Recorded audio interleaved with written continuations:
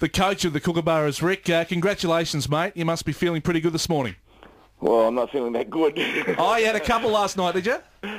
No, it's just a different time zone here, you know. Oh, okay. Well, tell us about the game. Obviously, a very defensive game, and as we said, the goal came 12 minutes from time. Is that what you were expecting, a sort of a tight defensive game with Spain?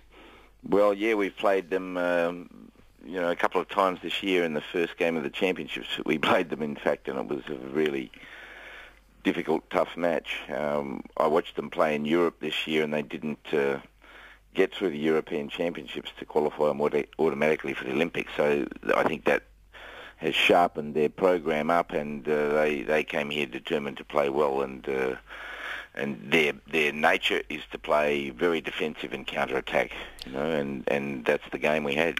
Ric, you must be super pleased also when you look at the Australian team that we put on the pitch. There's still, 5 or 6 guys that could fight and make their way back into the team. That gives you a lot of strength as you build towards London.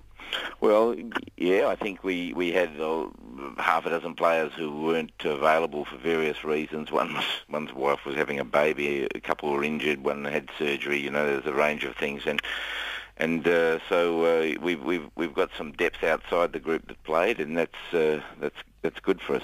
We have to finalise our squad for the Olympics in a day or two, so there's some difficult choices. Jamie Dwyer was named World Best Player for a 5th time, which was remarkable because he missed about 4 months of the year through injury.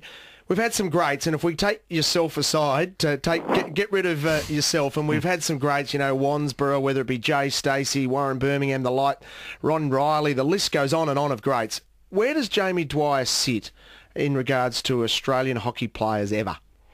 Well, yeah, I mean, he won the award. I think it questions the process a bit because he has missed too much hockey this year, but of course here he played very well.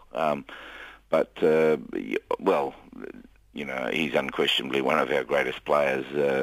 You can argue across eras and a whole range of other things, but he's absolutely outstanding. And I'm just pleased that given that he's been injured for most of the year, that he's now playing with real quality, and that's good for our preparation. Ric, you are a hard taskmaster. We've had Jamie on before telling us, you always push for better. Even if you win, you want better, and there's room for improvement. What was your message to the troops after yesterday's win? I think you could be coaching the team.